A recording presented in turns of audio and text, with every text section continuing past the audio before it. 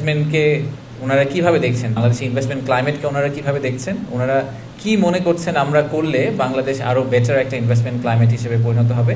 আমরা একজন লোকাল ইনভেস্টরের কথাও শুনবো, একজন বড় ব্যবসায়ী বাংলাদেশি, উনি বক্তৃতা রাখবেন, আমাদের অ্যাপেক্সের নাসিম মনসুর ভাই।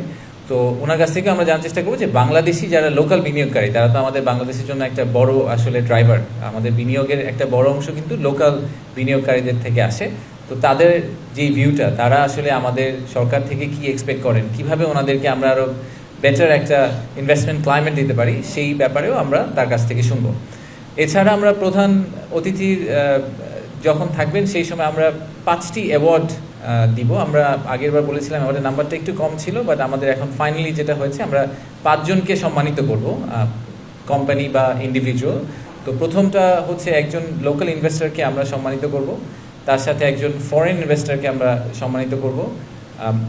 ইএসজি বা সাস্টেইনেবিলিটি সাইডে কন্ট্রিবিউশনের জন্য আমরা এক সংস্থাকে সম্মানিত করব।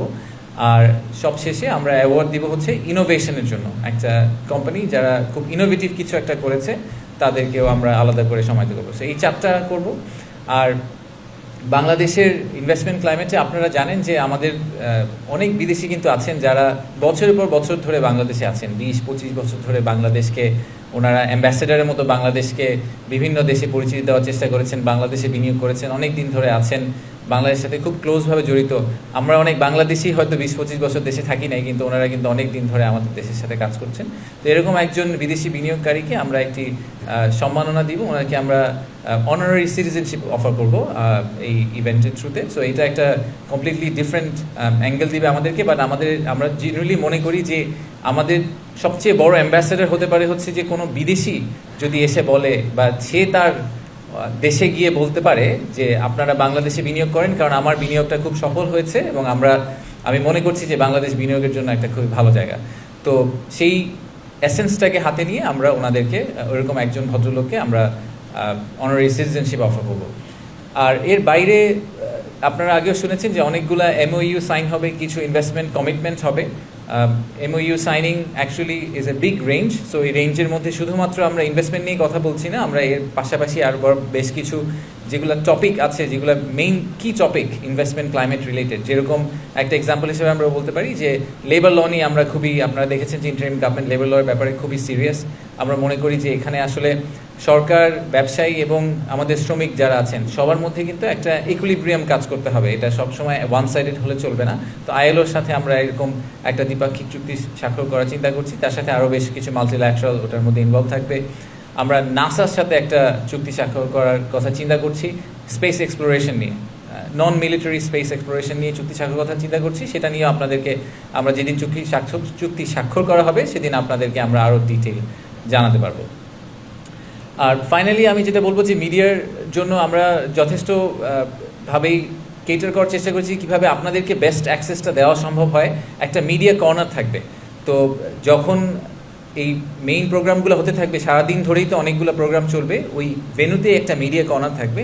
তো যারা আপনারা ওখানে যাবেন তারা ওই সময়ে যদি কোনো বিনিয়োগকারীকে বা আলাদা করে কাউকে ইন্টারভিউ করতে চান বা কারোর সাথে কথা বলতে চান, তাহলে আপনারা মিডিয়া কর্নারটা ইউজ করে সেই জিনিসটা করতে পারেন। সেই সাপোর্টটা আমরা আপনাদেরকে ফুললি দেওয়ার চেষ্টা করব।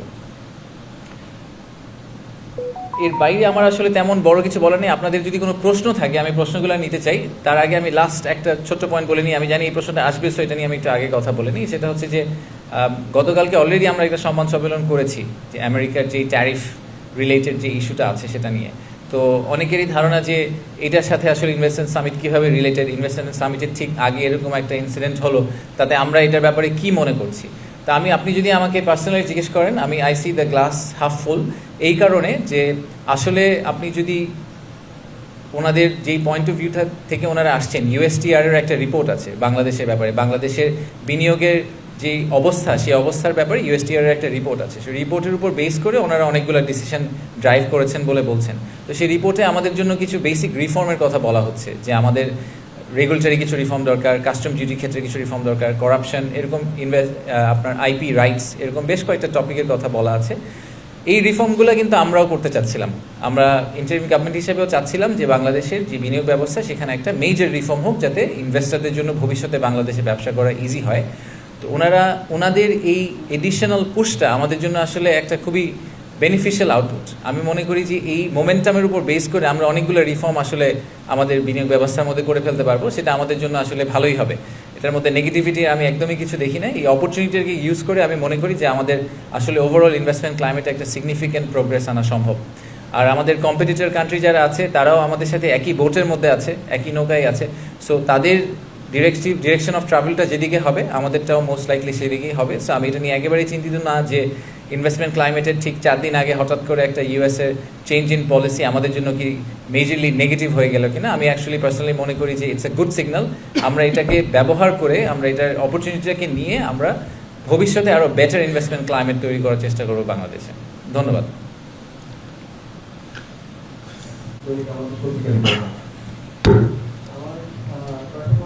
আমাদের দেশে বেশি সময় ধরে পরিস্থিতি চলছে, পরিস্থিতির কারণে আমাদের সুদের হারও বেশি।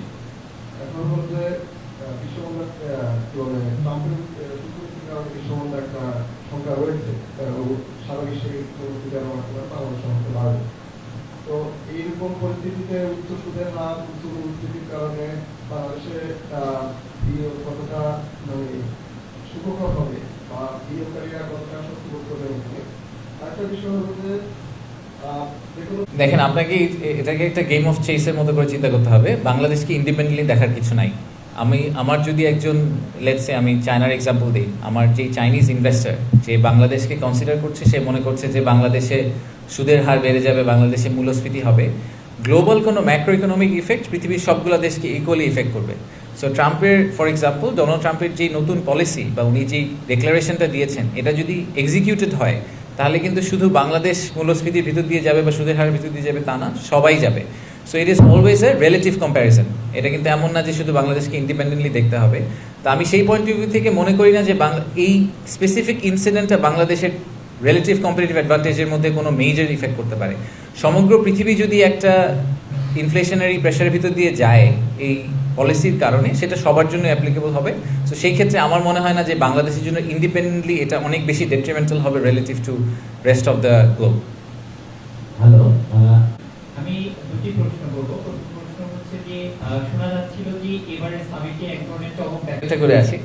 প্রথমত হচ্ছে যে ইলন মাস্ক সামিটে আসবেন এরকম কোনো ঘোষণা আমরা কখনোই দেইনি। আসলে উনি একজন, তো আপনারা সবাই জানেন যে উনি ইলেকশনের পরে, ইউএস ইলেকশনের পরে উনি একজন আমেরিকার সরকারি কর্মকর্তা হয়ে গেছেন। তো ওনাকে বাংলাদেশে আনার জন্য আমাদের একটা প্রসেসের ভিতর দিয়ে যেতে হবে। এটা আসলে ওভারনাইট, আগে একজন ব্যবসায়ীকে আনার জন্য ব্যাপারটা যত সহজ ছিল আমাদের জন্য যে ওনাকে আমরা কোনোভাবে কানেক্ট করে নিয়ে আসতাম, এখন ওনাকে আনাটা একটা become a state program. So ওই পয়েন্ট অফ ভিউ থেকে ওনাকে এত সহজে আসলে আমরা আনার কথা চিন্তা করছি না। ওনাকে আমরা আনার ব্যাপারে কথাবার্তা চলছে, বাট এটা এই সামিটে হচ্ছে না প্রথমত।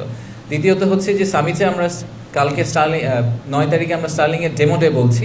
সো স্টার্লিং ডিভাইস দিয়ে আসলে পুরো সামিটটা রান করা হবে। ইন্টারকন্টিনেন্টালে স্টার্লিং সার্ভিস প্রোভাইড করবে এবং সেটা আমরা আপনারা সোশ্যাল মিডিয়াতে লাইভ যে প্রোগ্রামগুলো দেখবেন সেটা স্টার্লিংকের থ্রুতে পাওয়ার করা হবে। তো সেটা যারা সামিটে যাবেন তারা আসলে পার্সোনাল ডিভাইসও স্টার্লিংকে কানেক্ট করে আপনারা ওখানে একটা এক্সপিরিয়েন্স করতে পারবেন।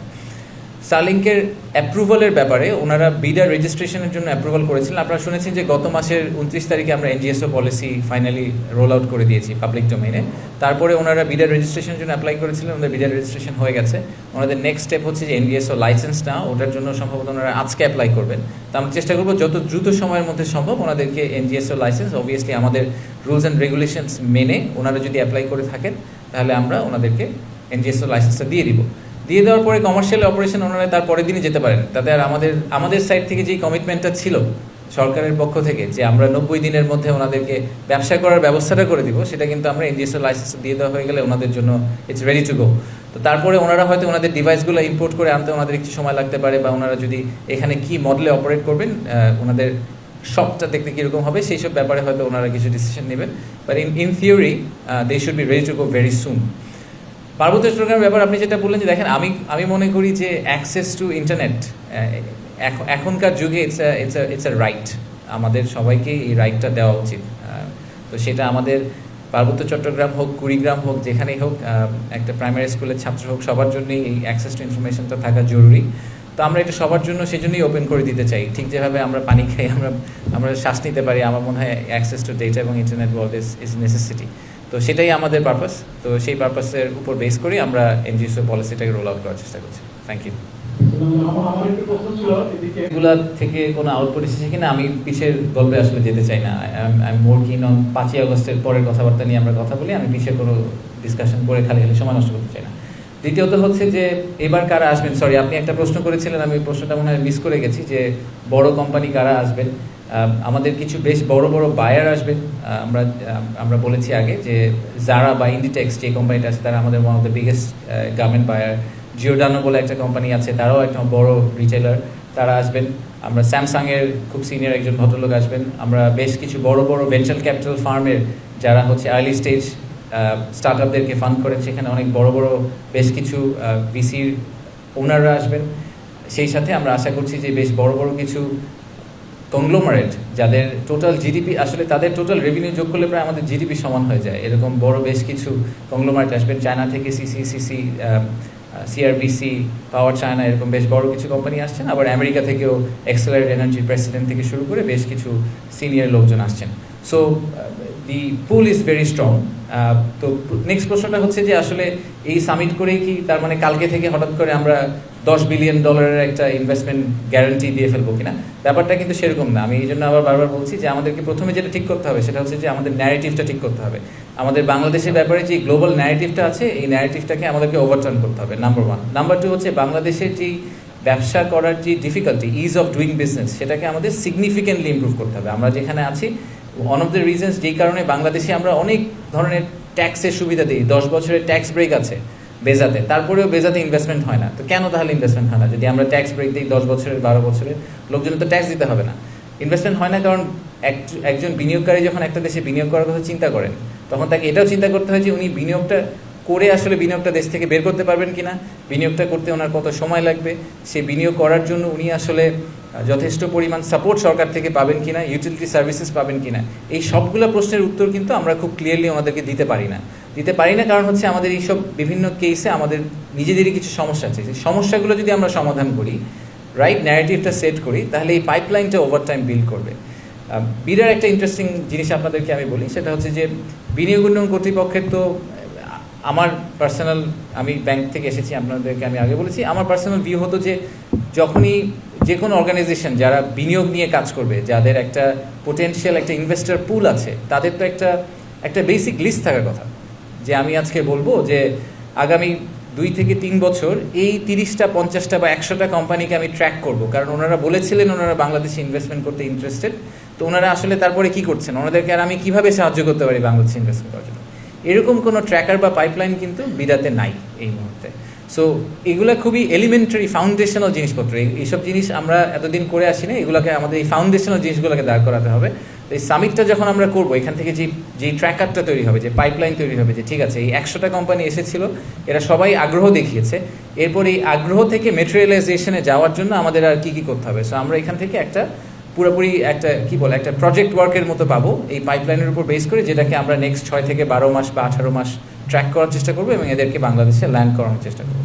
ধন্যবাদ। আমি যদি ক্যাটাগরিক্যালি এটাকে আরও ক্রিস্টালাইজ করার চেষ্টা করি, তাহলে মেইন সমস্যাটা আমাদের গ্যাস সাপ্লাইতে। তো বাংলাদেশের টোটাল গ্যাস সাপ্লাইয়ের 50% আমরা নিজেরা এক্সট্র্যাক্ট করি, আর বাকি 50% আমাদেরকে ইম্পোর্ট করতে হয়। তো আপনারা রিসেন্টলি দেখেছেন, এবং তার ইম্পোর্ট করা গ্যাসের ক্ষেত্রে একটা বড় সমস্যা আমরা ফেস করেছি, যেহেতু আমাদের একটা ডলার ক্রাইসিস ছিল, একটা ফরেন কারেন্সি ক্রাইসিস ছিল। সেই ক্রাইসিসটার কারণে অনেক সময় আমরা পেমেন্ট করতে পারিনি। পেমেন্ট করতে না পারার কারণে আমাদের একটা রেপুটেশনাল ইস্যু হয়ে গেছিলো, যেই কারণে আমরা যখন নতুন কার্গো জন্য সাপ্লায়ার কন্ট্রাক্টের জন্য যখন আমরা আরএফপি করছি, তখন আমরা আসলে ভালো প্রাইসে ভালো কোয়ালিটির কার্গো পাচ্ছিলাম না।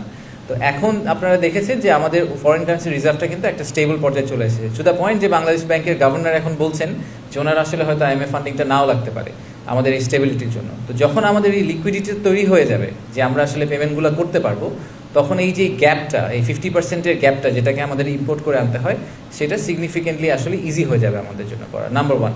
নাম্বার 2 হচ্ছে যে আমরা অনেকগুলো লং টার্ম কন্ট্রাক্ট করেছিলাম, আগেই করা হয়েছিল এগুলো, আসলে আমি ক্রেডিট নিব না, এটা আগে সরকারের সময় করা হয়েছিল, যেগুলো সবগুলো ইন এফেক্ট হবে হচ্ছে জানুয়ারি 2026 থেকে।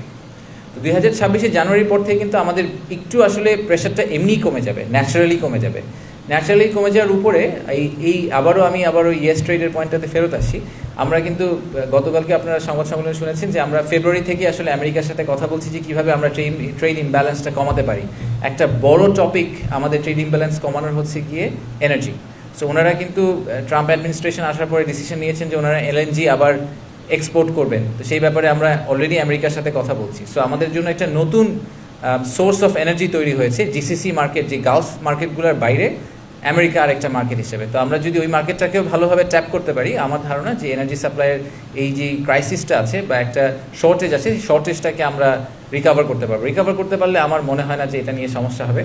আর ফাইনালি পলিসিগত আমার একটা পার্সোনাল রেকমেন্ডেশন, আমার ধারণা সরকার অলরেডি এটা নিয়ে কাজ করছে, সেটা হচ্ছে যে ইন্ডাস্ট্রিয়াল সাপ্লাই ফর এনার্জি। অনেক দেশই এটা করেছে, মালয়েশিয়াতে যেরকম এনার্জি সাপ্লাই ফর ইন্ডাস্ট্রি, এটাকে কিন্তু রিং ফেন্স করা আছে, ওটাকে সরকার গ্যারান্টি করে। কনজিউমারের জন্য যে গ্যাস সাপ্লাই, সেই গ্যাস সাপ্লাইটার ক্ষেত্রে লোকজন এলপিজি গ্যাস ইউজ করে, সিলিন্ডার ইউজ করে, বাট মেইন পাইপলাইনে যে গ্যাস সাপ্লাইটা হয়, যেটা হেভি প্রেশার গ্যাস, সেটা ইন্ডাস্ট্রির জন্য গ্যারান্টিড করা থাকে।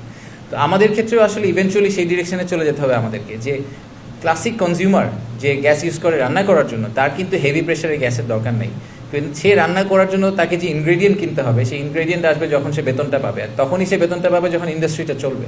তো ইন্ডাস্ট্রিয়াল গ্যাসকে আমাদেরকে ডেফিনেটলি প্রায়োরিটাইজ করতে হবে, ইন্ডাস্ট্রিয়াল সাপ্লাই অফ এনার্জিটাকে প্রায়োরিটাইজ করে তারপরে বাকি স্পেসটাকে আমাদেরকে প্ল্যান করতে হবে। Thank you. এই আস্তে আস্তে আমরা একটা মেয়েদের গত 8 মাসে প্রতি বিনিয়োগের নাম্বারটা প্রতি কোয়ার্টারলি পাবলিশ করা হয়, হ্যাঁ, এবং কোয়ার্টারলি পাবলিশ করা হয়। আপনি যদি একদম অ্যাবসলিউট বিনিয়োগের নাম্বারটা জানতে চান, সেই নাম্বারটা পাবলিশ করে সেন্ট্রাল ব্যাংক। কারণ আমাদের যে বিনিয়োগের যে ক্যালকুলেশন মেথোডোলজি, সেটা নিয়েও আমার কিছু পার্সোনাল ব্যাপার আছে, পার্সোনাল ভিউ আছে, বাট আমি অত টেকনিক্যাল ডিটেলে আজকে যাব না। বিনিয়োগের যে 3টা মেইন অ্যাভিনিউ আছে, যেটাকে আমরা গ্রস ইনভেস্টমেন্ট বলি, সেই গ্রস ইনভেস্টমেন্টকে 3 ভাগে ভাগ করা হয়। একটা হচ্ছে গিয়ে আপনার যে এডিশনাল লোন নিই, আমরা ফরেন কারেন্সি ফাইন্যান্সিং নিই, সেটাকেও আমরা বিনিয়োগ হিসেবে দেখাই। আমরা যেই ক্যাপিটাল যেটা প্রফিট করেন, রিইনভেস্টেড ক্যাপিটাল বলা হয় এটাকে, যে একটা কোম্পানি বাংলাদেশে প্রফিট করেছে, বিদেশি কোম্পানি, সে ওই প্রফিটটা আবার ইনভেস্ট করেছে তার ব্যবসাতে, সেটাকেও আমরা এফডিআই হিসেবে ধরি। আর জেনুইন যেটা ইকুইটি হিসেবে ঢুকে বিদেশ থেকে, সেটাকেও আমরা এফডিআই হিসেবে ধরি। তো এটার মধ্যে আসলে হাই কোয়ালিটি এফডিআই হচ্ছে লাস্টেরটা, যেটা ইকুইটি হিসেবে শেয়ার হোল্ডিং হিসেবে বাইরে থেকে ঢুকেছে। বাকি দুইটা কিন্তু হাই কোয়ালিটি, ওগুলো অনেকগুলো বের হয়ে যেতে পারে, অনেকে জোর করে করছেন কারণ আমরা রিপ্যাট্রিয়েট করতে দিচ্ছি না বলে, ডলার ক্রাইসিসের কারণে। তো এই ব্রেকডাউনটা টেকনিক্যালি একটা ইস্যু, যেটা নিয়ে আমরা সেন্ট্রাল ব্যাংকের সাথে এই মুহূর্তে কাজ করছি। নাম্বারগুলোকে রিভাইজ করতে হবে, যে নাম্বারগুলো আমরা প্রিভিয়াসলি যেগুলোকে আসলে বেঞ্চমার্ক ধরে এসেছি, আমি পার্সোনালি মনে করি না সেগুলো রাইট নাম্বার। আপনার স্পেসিফিক কোয়েশ্চেনটার আনসার দেওয়ার জন্য যেটা বলতে হবে আমাকে, সেটা হচ্ছে যে আপনাকে অল্প কিছুদিন ওয়েট করতে হবে, কারণ ফার্স্ট কোয়ার্টারের নাম্বারটা এখনও আসলে পাবলিশ হয়নি। নাম্বার পাবলিশ হতে প্রায় 1-1.5 মাস সময় লেগে যায় সেন্ট্রাল ব্যাংকের। সো আমরা হয়তো এই এপ্রিলের মাঝামাঝি কোনো একটা সময় গিয়ে ফার্স্ট কোয়ার্টার এন্ড অফ মার্চের নাম্বারটা পেয়ে যাবো। ঠিক আছে, থ্যাংক ইউ। ব্যাংকিং সিস্টেমের যেই ক্রাইসিসটা, সেই ক্রাইসিসটা আপনি যদি ফিল্টার করার চেষ্টা করেন, দেখবেন যে বাংলাদেশের টপ কিছু ব্যাংক আছে যারা এই লাস্ট কোয়ার্টারে রেকর্ড প্রফিট ঘোষণা করেছেন। বাংলাদেশের লোকাল ব্যাংকের মধ্যে মনে হয় 5টা ব্যাংক প্রথমবারের মতো কত হাজার কোটি টাকার উপরে একটা প্রফিট ঘোষণা করেছেন, ওনারা ওই ক্লাবে ঢুকেছেন। সো এমন কিন্তু না যে পুরো ব্যাংকিং ইন্ডাস্ট্রি লস করছে। যারা ভালো ব্যাংক তারা অনেক প্রফিট করছে, যারা দুর্বল ব্যাংক তারা অনেক লস করছে। সো আমাদের মধ্যে একটা গ্যাপ তৈরি হয়ে গেছে। তো বিনিয়োগকারী যদি বাংলাদেশে আসেন এবং তিনি যদি হাই কোয়ালিটি বিনিয়োগকারী হন, ওনার ফাইন্যান্সিংয়ের অভাব হবে এটা একদমই মনে করি না। টপ টিয়ার ব্যাংকরা সবসময় টপ টিয়ার কাস্টমারদের জন্য they are very ready to do anything, এবং সেটাই আমি সবসময় দেখে এসেছি যে লিকুইডিটি পয়েন্ট অফ ভিউ থেকে যারা ভালো কোয়ালিটির বিনিয়োগকারী, তাদের আসলে ফাইন্যান্সিং নিয়ে কখনো ঝামেলা করতে হয় না। আমার মনে হয় না যে বাংলাদেশের লোকাল মার্কেটে, ক্রেডিট মার্কেটে বিনিয়োগ মানে লিকুইডিটির এরকম ইস্যু আছে ডোমেস্টিক মার্কেটে, যে একজন ভালো বিদেশি বিনিয়োগকারী বাংলাদেশে এসে আসলে লোন পাওয়ার অভাবে উনি বাংলাদেশে একটা ফ্যাক্টরি সেট আপ করতে পারবেন না। এটা হওয়ার সম্ভাবনা আমি মনে করি খুবই অল্প। আপনি যদি আমাদের হিস্ট্রিটা দেখেন, লাস্ট 50 বছরে যারা বাংলাদেশে বিদেশি বিনিয়োগকারী এসেছেন, আমি অনেকেরই নাম বলতে পারি। ধরেন আমরা ব্রিটিশ আমেরিকান টোব্যাকোর কথা বলি, আমরা ইউনিলিভারের কথা বলি, আমরা গ্রামীণ ফোনের কথা বলি, আমরা লাফার্জ হোলসিমের কথা বলি। যারা বাংলাদেশে এসেছেন তারা গ্লোবালি যেই রেটে প্রফিট করেন আর বাংলাদেশে ওনারা যেই রেটে প্রফিট করেন, এটার পার্থক্য কিন্তু অনেক। বাংলাদেশের রিস্ক প্রোফাইল ইজ হায়ার, কিন্তু at the same time return profile is also very high. বাংলাদেশে ব্যবসা করা কঠিন, কিন্তু বাংলাদেশে যদি কেউ ভালো ব্যবসা করতে পারে সে আবার ওই গ্লোবাল স্ট্যান্ডার্ডের চেয়ে অনেক বেশি প্রফিট নিয়ে বাংলাদেশ থেকে আসলে আউটরান করতে পারে বাকি ওনার কম্পিটিটরদেরকে। সো এবং যেইসব ইন্ডাস্ট্রিতে বিদেশি ইনভেস্টাররা এসেছেন তারা কিন্তু সেই সব ইন্ডাস্ট্রি ডমিনেট করেন ইনফ্যাক্ট আমাদের ক্ষেত্রে। সো আমি একদমই মনে করি না যে ভালো কোয়ালিটির ইনভেস্টর যারা বাংলাদেশে আসতে চান তারা ব্যাংকিং ক্রাইসিসের কারণে আমাদের যেই পুয়ার মানে যারা দুর্বল ব্যাংক তারা যে ডিফিকাল্ট টাইমটা ফেস করছেন সেটার কারণে ওনারা লিকুইডিটি পাবেন না। আমার ধারণা ওনারা খুব ইজিলি লিকুইডিটি ম্যানেজ করতে পারবেন। আজিজ এবং এনসিপি, তো এই বিএনপি জামাত এনসিপি ওনারা প্রত্যেকেই কনফার্ম করেছেন যে ওনাদের রেপ্রেজেন্টেশন থাকবে সামিটের মধ্যে, ইনঅগ্রাল সেশনেও থাকবে এবং তারপরে ওনাদেরকে আমরা একটা ব্রেকআউট রুমের ব্যবস্থা করে দিয়েছি, একটা মিটিং রুমের ব্যবস্থা করে দিয়েছি, ওখানে ওনাদের লোকজন থাকবেন। আমরা ইনভেস্টরদেরকেও ওনাদের নাম বলে দিয়েছিলাম, অপশন দিয়েছিলাম যে ওনারা যদি বাইল্যাটারালি ওনাদের সাথে দেখা করতে চান তাহলে ওনারা দেখা করতে পারেন। তো সেই ক্ষেত্রে আমরা ওই মিটিংগুলোও আসলে সেট আপ করে দেওয়ার চেষ্টা করছি। আমি যতদূর শুনেছি ওনাদের কাছ থেকে পেরিফেরালি, সেটা হচ্ছে যে ওনারা নিজেরা একটা ভিউ নিয়ে আসছেন যে ওনারা যদি ক্ষমতায় আসেন বা পলিটিক্যাল গভর্নমেন্টে যদি ওনারা অংশ হন তাহলে ওনারা বিনিয়োগ ব্যবস্থাকে কিভাবে দেখছেন, ওনারা আর কি কি রিফর্ম করবেন বা এখন যে রিফর্মগুলো হচ্ছে এগুলোকে ওনারা কতটা সাপোর্ট করেন এবং বিনিয়োগকে ওনারা কতটুকু প্রাধান্য দেন, এইসব ব্যাপারে ওনারা নিজেদের একটা কমেন্ট্রি তৈরি করেছেন। সেই কমেন্ট্রিগুলো ওনারা ইনভেস্টরদেরকে শেয়ার করবেন। যেই কারণে আমরা এটা করার চেষ্টা করছিলাম সেটা হচ্ছে যে ইনভেস্টররা পলিটিক্যাল কন্টিনিউইটি ব্যাপারটা নিয়ে অনেক কনসার্ন রেজ করে অনেক সময়, যে এই ইন্টারিম গভর্নমেন্ট আমরা ধরেন 20টা রিফর্ম করে গেলাম, যে 20টা রিফর্ম আবার যদি পরের সরকার এসে ওই রিফর্মগুলোকে আবার উল্টা দিকে ফেরত নিয়ে যায় তাহলে তো আসলে বিনিয়োগ ব্যবস্থার কোনো উন্নতি হলো না। তা আমরা এটাই আসলে প্রুফ করার চেষ্টা করছি যে আমরা আসলে ওনাদের সাথে একসাথেই কাজ করছি এবং ওনাদের কনসেন্ট আছে এবং ওনারাও মনে করেন সবার জন্যই আসলে বিনিয়োগ ব্যবস্থার উন্নতি করাটা ইম্পর্টেন্ট। সো ওনারাও ওই সাপোর্টটা আমাদেরকে দিচ্ছেন এবং ভবিষ্যতেও বিনিয়োগকারীদেরকে দিবেন। এই পারপাসটাই আমরা আসলে ফুলফিল করার চেষ্টা করেছি। আমরা খুব ভালো সাড়া পেয়েছি পলিটিক্যাল পার্টিগুলো থেকে। সো ওনাদের সবাইকে ধন্যবাদ এবং ওনাদেরকে আমরা মনে করি যে এই সামিটটা কিন্তু আমি আগেও বলেছি সামিটটা আসলে যদিও বলা হচ্ছে বিডা অর্গানাইজ করা, বাট আই জেনুইনলি ফিল যে এই সামিটটা আসলে বিডা একা করেনি। অবভিয়াসলি বেজা ইনভলভড, আমাদের যারা পার্টনার অর্গানাইজেশন আছে ইউরোপিয়ান ইউনিয়ন থেকে শুরু করে বিভিন্ন ব্যাংক, বিভিন্ন কনসালটেন্ট তারা ইনভলভ, তারা ছোটো ছোটো পার্ট অর্গানাইজ করছেন এবং অ্যাট দ্য সেম টাইম আমি বলবো যে প্রাইভেট সেক্টর এবং এই পলিটিক্যাল আউটফিট ওনারা সবাইও কিন্তু আমাদেরকে সময় সময় বিভিন্ন ধরনের রেকমেন্ডেশন, বিভিন্ন ধরনের সাপোর্ট দিয়ে পুরো জিনিসটা অর্গানাইজ করতে হেল্প করেছেন। সো এই সামিটটা আসলে শুধু যদিও বিডার লোগোটা যাচ্ছে, বাট আমি জেনুইনলি ফিল করি যেটা আমাদের দেশের একটা collective effort to showcase the investors. Thank you. Aziz ধন্যবাদ। দেখেন আমাদের সামিটের এইবারে সবচেয়ে আমার মতে সবচেয়ে ইউনিক ফিচারটা হচ্ছে যে এই সামিটে ওয়ান ওয়ে বক্তৃতা খুব কম। আমরা আসলে স্টেজে দাঁড়িয়ে বেশি কথাবার্তা বলতে চাই না, আমাদেরকে একেবারেই না করলেই না ততটুকুই করা হয়েছে। বাট সামিট কিন্তু 4 দিনের সামিটকে যদি আপনি ডাইসেক্ট করার চেষ্টা করেন, প্রথম 2 দিন হচ্ছে ওনারা বিভিন্ন জায়গায় ঘুরে ঘুরে বাংলাদেশের যেখানে ওনারা ফ্যাক্টরি করতে পারবেন এরকম সাইট ভিজিট করছেন। হ্যাঁ, আগামীকালকে ওনারা চিটাগং যাচ্ছেন, মিরসরাই যাচ্ছেন, পরশু দিন ওনারা 2500 যাচ্ছেন। এগুলো কিন্তু কোনোটাই ওয়ান ওয়ে সেমিনার বা আপনি আমার কথা শুনেন আমি কি বলতে চাই এটাই শুনতে হবে এরকম কিছু না। ওনারা সরেজমিনে গিয়ে দেখছেন যে ওখানকার অবস্থা কি, ওনারা প্রশ্ন করতে পারেন, ওখানে যারা ফ্যাক্টরি আছে যাদের অলরেডি তাদের সাথে কথা বলবেন, সো ওটা এক্সপিরিয়েন্স করবেন। মেইন ইনঅগ্রেশন সেশনের পরে বাকি যে ব্রেকআউটগুলো হবে, যে 5টা সেক্টর নিয়ে আমরা মনে করছি যেখানে এফডিআই আসার সম্ভাবনা সবচেয়ে বেশি, যে renewable energy, agro processing, pharmaceutical, digital economy এবং টেক্সটাইল, এই 5টা সেক্টরে কিন্তু যেভাবে ডিজাইন করা হয়েছে সেখানে ম্যাচ মেকিং সেশনকেই সবচেয়ে প্রাধান্য দেওয়া হয়েছে। সো বাইল্যাটারাল কনভারসেশন করা, একজন আরেকজনের সাথে দেখা করা, একজন আরেকজনকে মিট করা, যাতে ভবিষ্যতে এখান থেকে একটা জয়েন্ট ভেঞ্চার তৈরি হতে পারে, সেটাকে টার্গেট করেই আসলে, এবং সরকারি অফিসারদের সাথে ওনাদের কথা বলা যাতে ওনারা পলিসিগত কোয়েশ্চেন থাকলে ওই কোয়েশ্চেনগুলো ওনারা আনসার পেতে পারে। সো পুরাটা কি করা হয়েছে হচ্ছে আসলে আমরা যদি এটাকে সামিট বলছি এবং এই সামিটের মধ্যে সেমিনার বা কনফারেন্স ফর্মের অংশ কিন্তু মাত্র 1 থেকে 1.5 ঘন্টা, বাকি পুরো সময়টাই হচ্ছে গিয়ে bilateral meetings. That's why we are calling it summit, because আমরা সব ইনভেস্টারকে এক জায়গায় নিয়ে আসছি, সব উপদেষ্টাকে এক জায়গায় নিয়ে আসছি, সরকারি সব কর্মকর্তাকে এক জায়গায় নিয়ে আসছি, আবার একই সাথে বাংলাদেশি ব্যবসায়ীদেরকেও আমরা এক জায়গায় নিয়ে আসছি, যাতে সবাই সবার সাথে পরিচিত হয়ে ভবিষ্যতে কোনো প্রজেক্টে কাজ করতে পারেন। ধন্যবাদ। ওয়াটার আন্ডার দ্য ব্রিজ, এটা একটা টপিক, এটা এসেছে, এটা আবার চলে যাবে। আমাদের ইনভেস্টমেন্ট, আমি যেটা বলেছি প্রথমে, investment decision is a long term decision. এটা একটা ছোট্ট ফ্যাক্টরের কারণে হঠাৎ করে বামে চলে যাবে, আবার ওভারনাইট ডানে চলে আসবে, এরকম হবে না। এই পুরোটাকে ক্যালকুলেট করেই লোকজনকে ডিসিশন নিতে হবে। আমি একটু করে এই ব্যাপারটা নিয়ে আগেও একবার টাচ করেছি। আমি জেনুইনলি মনে করি যে প্রথমত আমাদের প্রিপেয়ারনেস আগে থেকেই ছিল। আমরা ফেব্রুয়ারি মাস থেকেই আসলে আমেরিকান গভর্নমেন্টের সাথে কথা বলছিলাম যে ট্রেড ব্যালেন্সটাকে আমরা কীভাবে রিব্যালেন্স করতে পারি। সো আমরা ইন এ ওয়ে, এবং আপনি জানেন কিনা আমি জানি না, যে যখন আমাদের হাই রিপ্রেজেন্টেটিভ গিয়েছিলেন তখন ওনাদের ইউএসটিআর থেকে বলেছে যে তোমরাই এই অ্যাডমিনিস্ট্রেশনে প্রথম দেশ যারা এসে বলেছো যে তোমরা ট্রেড ইমব্যালেন্সটাকে রিব্যালেন্স করতে চাও। এই কথাটা কিন্তু ওনারা ক্যাটাগরিক্যালি বলেছিলেন। সো আমাদের একটা হেড স্টার্ট আছে। এই কারণেই আমরা গতকালকে অস্থির হয়ে কালকেই চিঠি দিয়ে দিতে হবে এরকম কোনো স্টেপের দিকে যাইনি।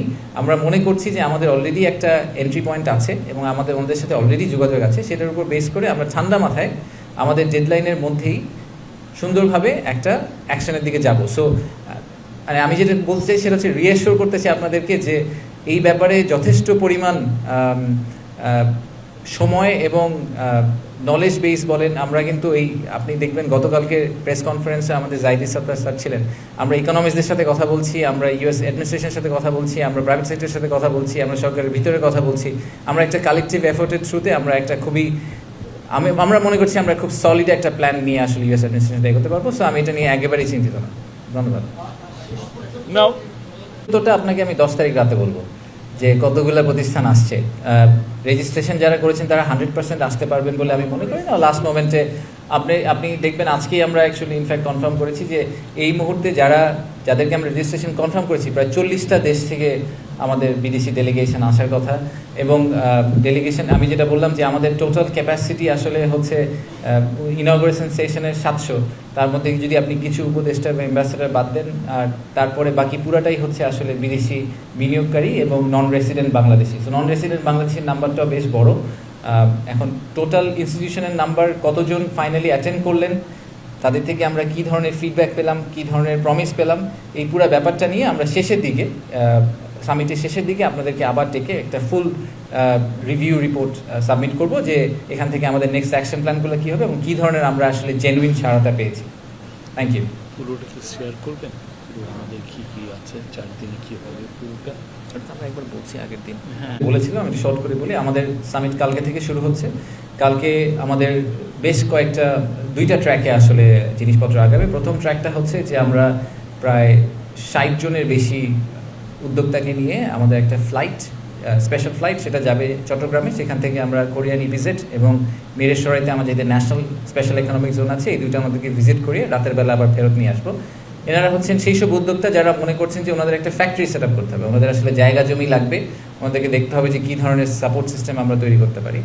আর ইন প্যারালাল কালকে আমাদের ইন্টারকন্টিনেন্টালে স্টার্ট আপ কানেক্ট নামে একটা সারাদিনের প্রোগ্রাম আছে। সেখানে আসলে যেগুলো আর্লি স্টেজ স্টার্ট আপ এবং যেসব ভেঞ্চার ক্যাপিটালিস্ট আসছেন তাদেরকে একটা কংগ্রিগেশন করানো হবে। বেশ কিছু ম্যাচ মেকিং ইভেন্ট হবে, নেটওয়ার্কিং হবে, কিছু প্যানেল হবে, সব মিলিয়ে টিলিয়ে কালকে সারা দিনটা হচ্ছে আসলে ঢাকা শহরে হচ্ছে সারাদিনটা স্টার্ট আপদেরকে ফোকাস করে করা। 8 তারিখে সকালে আমরা সারাদিন পাঠাচ্ছি হচ্ছে আমাদের ইনভেস্টারদেরকে নারায়ণগঞ্জে 2500-এ, যেখানে জাপানিজ ইকোনমিক জোন আছে। সেম আইডিয়া, ওনারা ফিজিক্যালি দেখবেন, ওখানে ফ্যাক্টরি ওনার যারা আছেন, যারা অলরেডি অপারেশনসে আছেন তাদের সাথে কথা বলবেন, ভিজিট করবেন, বোঝার চেষ্টা করবেন যে what is on offer. So এটা হচ্ছে আমাদের 8 তারিখের প্রথম হাফে। সেকেন্ড হাফে আমাদের ওয়ার্ল্ড ব্যাংকের সাথে কিছু এঙ্গেজমেন্ট আছে এবং আইএলওর সাথে কিছু এঙ্গেজমেন্ট আছে। সেগুলো আপনারা যারা আসবেন সেদিন আমরা আরও ডিটেলে ডিসকাস করবো। ওনারা এফডিআই রিলেটেড আমাদের কিছু ফার্দার এঙ্গেজমেন্ট এবং ফিউচার প্রমিস, যেগুলো আমরা ওনাদের সাথে কীভাবে আমাদের ওভারঅল বিনিয়োগ ব্যবস্থাকে এবং ইনভেস্টমেন্ট ক্লাইমেটকে ইমপ্রুভ করতে পারি, এইসব ব্যাপারে ওনাদের সাথে আমাদের কিছু চুক্তি স্বাক্ষরিত হবে। 9 তারিখ আমাদের মেইন ইভেন্ট ডে। 9 তারিখে সারাদিনের প্রোগ্রাম খুবই বিজি। একই সাথে উদ্বোধনী অনুষ্ঠানটি ছাড়া 10টা থেকে 11:30 পর্যন্ত বাকি সারাদিন আসলে মাল্টিপল প্রোগ্রামস চলবে, 3-4টা প্রোগ্রাম প্যারালালি চলতে থাকবে। তো উদ্বোধনী অনুষ্ঠানে আমি যেটা বললাম যে আমাদের চিফ অ্যাডভাইজার আসবেন এবং ওখানে আমরা কিছু অ্যাওয়ার্ডস দিব, একই সাথে কিছু বিদেশি বিনিয়োগকারীর কথা শুনবো এবং সেখান থেকে আমরা বোঝার চেষ্টা করব যে আর কি করতে পারলে আমাদের Bangladesh will become their preferred destination. তারপরে আমরা একটা ছোট্ট ইউথ এন্টারপ্রেনারশিপের একটা ফেয়ারের মতো করেছি, একটা কনক্লেভের মতো করা হয়েছে। ওখানে আমাদের প্রধান উপদেষ্টা যে কিছু আর্লি স্টেজ কোম্পানিদের সাথে কথা বলবেন, ওটা আমাদের ইন্টারকন্টিনেন্টালের ভিতরেই হবে, বলে উনি ওখান থেকে চলে যাবেন। আর আমরা এটার ফলো অন হিসেবে রিনিউয়েবল এনার্জির ওই দিনের হচ্ছে ব্রেকআউটের মেইন ইস্যু। সো সেদিন সেকেন্ড হাফে রিনিউয়েবল এনার্জি নিয়ে কথাবার্তা হবে, বেশ কয়েকটা এমওইউ সাইন হবে, বেশ কয়েকটি কোম্পানি যারা ইনভেস্টমেন্ট প্রমিস করবেন তাদের সাথে আমাদের কিছু এমওইউ সাইন হবে, সেগুলো আমরা সব ওই 9 তারিখে করব। আর প্রধান উপদেষ্টা যদিও ওনার রেসিডেন্সে ফেরত যাবেন, কিন্তু যারা একেবারেই খুব সিনিয়র অফিসিয়াল আসছেন, যারা একেবারে যেরকম আমি কিছু এক্সাম্পল দিয়েছি আপনাদের কিছুক্ষণ আগে, তাদের সাথে উনি বাইল্যাটারালি বসবেন ওনার রেসিডেন্সে। So investment specific discussion bilaterally ওনার সাথে ওনাদের কিছু হবে। আপনারা সবসময় দেখেছেন যে আমাদের প্রধান উপদেষ্টা ইনভেস্টমেন্টের ব্যাপারে খুবই প্যাশনেট। তো উনি নিজেই চেয়েছিলেন যে যারা বড় উদ্যোক্তা আসবেন তাদের সাথে উনি যাতে বাইল্যাটারালি আলাদা করে বসতে পারেন এবং তাদের পয়েন্ট অফ ভিউটা জানতে পারেন। সো ফর এক্সাম্পল জার্মান একটা ডেলিগেশন আসবে, সেই জার্মান ডেলিগেশনের সাথে উনি আলাদা করে বসবেন, কোরিয়ানদের সাথে উনি আলাদা করে বসবেন, চাইনিজদের সাথে উনি আলাদা করে বসবেন, বিকজ প্রত্যেকটা গ্রুপের আবার ডিফারেন্ট এক্সপেকটেশন আছে বাংলাদেশের কাছ থেকে। আর 10 তারিখ will B A continuation of এই আমাদের ব্রেকআউটগুলো, যেখানে আমি বাকি যেগুলোর কথা বলেছি সেই কয়েকটা ব্রেকআউট হবে, আরও কিছু এমওইউ সাইনিং হবে। আর এর সব কিছুর মাঝখানে 9 তারিখ সন্ধ্যায় একটা প্লাগ আছে আমাদের, সেই প্লাগটা হচ্ছে আমাদের cultural journey Bangladesh through a different lens. এই প্রোগ্রামটার ব্যাপারে আমি পার্সোনালি খুবই এক্সাইটেড। আমার ধারণা যে বাংলাদেশের যে আমাদের পার্সোনাল যে আইডেন্টিটি, সেই আইডেন্টিটিটাকে এক্সপ্রেস করার জন্য খুব সুন্দর করে আমরা একটা প্রোগ্রাম দাঁড় করাতে সক্ষম হয়েছি মিনিস্ট্রি অফ কালচারাল অ্যাফেয়ার্সের সাথে। সেখানে আমরা যেটা করার চেষ্টা করছি যে একজন ক্লাসিক ব্যবসায়ীর পক্ষ থেকে তো বাংলাদেশকে দেখা একরকম, কিন্তু যারা ব্যবসায়ী এই ইনভেস্টমেন্ট কমিউনিটির বাইরে, ফর এক্সাম্পল যে একজন ফটোগ্রাফার, যে একজন মিউজিশিয়ান, যে একজন ফুটবল প্লেয়ার, তারা বাংলাদেশকে কীভাবে দেখেন, তারা বাংলাদেশের মানুষের আইডেন্টিটিকে কীভাবে দেখেন, যে একজন মিউজিশিয়ান সে কীভাবে দেখেন। সো বাংলাদেশের যে ওভারঅল পিকচারটা, বাংলাদেশি একটা মানুষকে যদি চোখ বন্ধ করে এই ইনভেস্টর যখন ফেরত যাবেন, উনি যখন চোখ বন্ধ করে বাংলাদেশি একজন স্টাফ মেম্বারের কথা চিন্তা করবেন, উনি মনে করবেন যে উনি বাংলাদেশে একটা অফিস দিচ্ছেন, সেখানে কান্ট্রি ম্যানেজার দেখতে কীরকম হবে, সে কী খায়, সে কী করতে চায়, সে কী পছন্দ করে, এই পুরো ভিউটা তাদেরকে আসলে আমাদেরকে দিতে হবে। So that they feel confident যে বাংলাদেশে যদি আমি একটা অফিস সেট আপ করি, সেই অফিসে যে লোকগুলো কাজ করবে সেই লোকগুলো আসলে আমার অর্গানাইজেশনকে খুব ক্লোজলি দেখে রাখবে।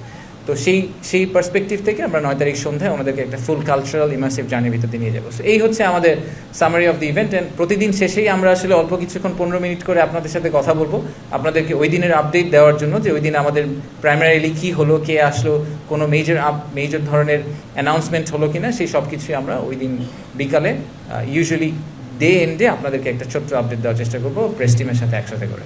ধন্যবাদ। Thank you.